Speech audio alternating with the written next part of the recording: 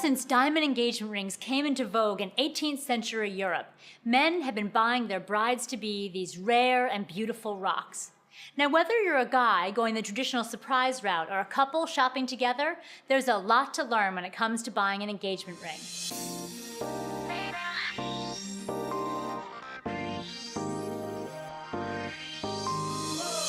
Here are a few rules to help you find the perfect ring. First up, don't go shopping till you've done some research. You're spending a lot of money, and it's a big day. Let's try and make sure we got all the details taken care of before. The most important thing when shopping for any fine jewelry is where to shop, and that should always be at a reputable jeweler. I just went back to my friends and asked them, the ones that had already proposed, who'd you go to? We will literally raise you from no knowledge to the point where you can make a very educated decision. I printed and downloaded stuff from the web and literally read up on it. I started tackling the purchase of the ring by talking to my parents because they were going to help me through the process. Rule number 2, you need to have a sense of her taste and what ring she'd really want to wear.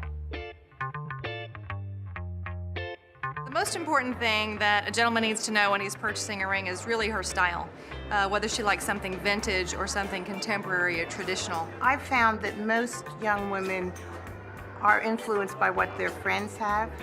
They either want a certain shape because their friends have it, or they don't want that shape because their friends have it. What's driving some of these other beautiful, what we call fancy shapes, is the idea that I don't want mom's ring, and I certainly don't want grandmother's ring. The shape of the center stone is the strongest style statement. If a woman's taste is classic and conservative, a round solitaire might be the perfect ring. If vintage is more her style, she might prefer an oval or an emerald cut. Knowing your shapes is key.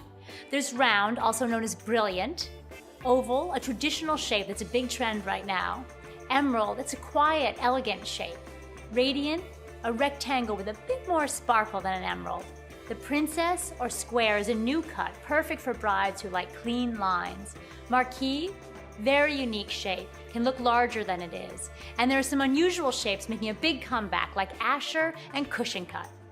I personally would buy a center stone first, then find the proper mounting for that particular center stone. Pay attention to what kind of woman she is in her lifestyle, her personality, and also in her existing wardrobe. Trying to find out what shape she wants are very important steps. Most of the time, she'll give you hints. I like geometric shapes, and I like symmetry, and I like how the sides of the trillion cuts line up with the sides of the princess cut, so it really does fit me perfectly. More and more couples are shopping together so that she can choose exactly the ring she wants. Now for a big one.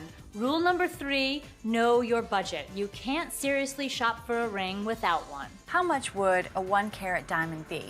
Well, the difficult thing is no two diamonds are alike. Each one is like a fingerprint. The prices of diamonds have gone up and platinum has gone up, so you have to know your budget and then add a little more to it, I would say, about 10% to your budget. Some people use 2 months' salary as a guideline for how much they should spend on an engagement ring. But that isn't always the key factor. The 2-month salary is a good guideline, but we find it to be a personal choice. 2-month salary, 3-month salary. I even met a girl one time that said it was 6-month salary. Didn't really matter to me. All that really mattered was how much was in my bank account. What it came down to me, was more the actual size of the ring.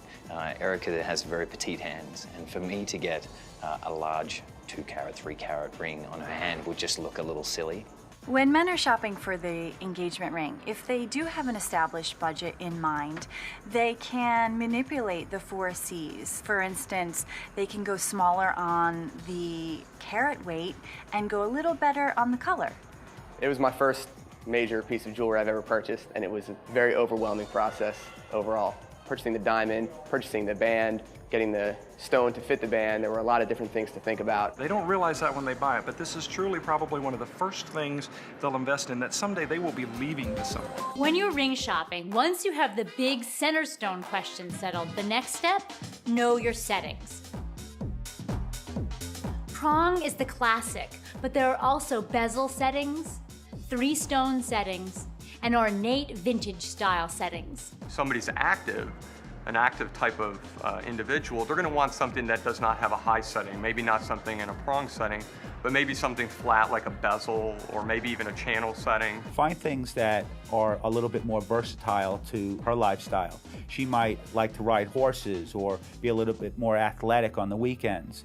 So find an engagement set that allows her to take her engagement ring off and still wear her wedding ring and still feel satisfied and fulfilled with that. Look at her existing jewelry wardrobe.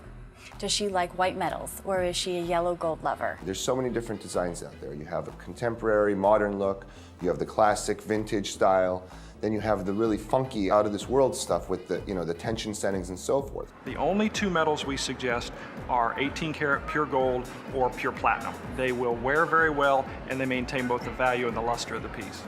Women shopping for engagement rings are still loving platinum.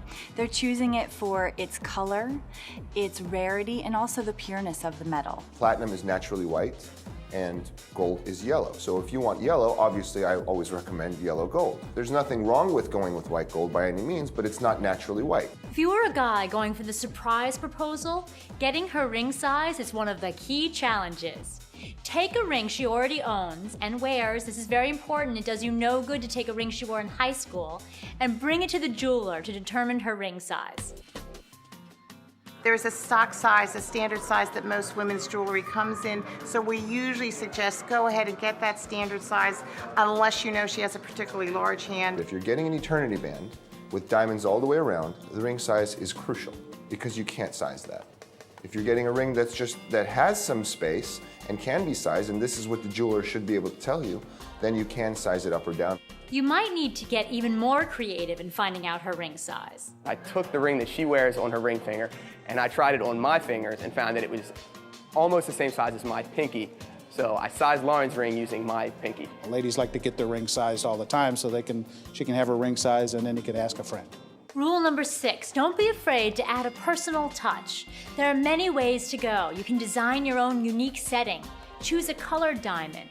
There are also some more subtle ways to put a personal stamp on your gift. They may have a favorite song and there's a few little words that can be engraved inside the ring. They may have cute little names that they call each other and they want to have that put in there. They like to maybe set their stone in a different way, like setting it sideways, an emerald cut sideways or an oval sideways, flanked by other stones, so just to give it that little different appearance. The main thing that's going to differentiate this from a girlfriend's ring is that it's from you, and that's what's going to make it special. Remember, this is a big purchase, so you need to make sure that you take the time to do it right. Our 7th rule, don't rush. When a customer isn't rushed and really has the opportunity to take some time, that's when I feel I can be the most helpful. It's important to take your time in finding a jeweler that you trust. The more time they spend in the store would be better for them because obviously it gives them an opportunity to not only find out everything that we have to offer, but it gives them time to feel comfortable with the process too. Many times, gentlemen will take the time to educate themselves about the 4 C's, which is very important. Okay, you found the perfect jeweler. You found the perfect ring. The next and very important rule is get everything in writing. Some key points of when you're getting an engagement ring and making your purchase is to get everything in writing. What you should get in writing when you purchase a ring is the full warranty, the description, and the price. You're going to need a return policy. It's your guarantee that no matter what happens with that ring, whether it's not the right style, perhaps you don't get the answer you were hoping for, that jeweler is going to be there to take care of that for you. Also have your paperwork include the specifics you agreed to, the purity of the metal, the details of the setting, delivery date, and make sure to get a diamond grading report. A diamond grading report is literally performed by an independent third party.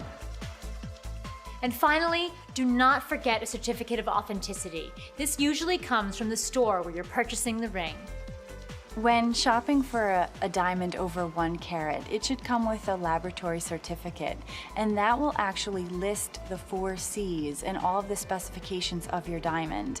You can then take that certification to an appraiser who's independent and have your ring appraised to see how much it's worth. And then in turn, when you get insurance, that value will be the amount that your ring is insured upon. I got a GIA certification once I purchased the ring. absolutely. I mean, that's for insurance purposes as well as for my own benefit. It explains the ring in detail, so if Erica wants to understand more about her ring, it lists everything that's involved in her ring. Now, there's a lot to remember here, but by following these key steps, you're sure to find a ring of her dreams and hopefully have fun doing it. For more info and advice, go to theknot.com/rings.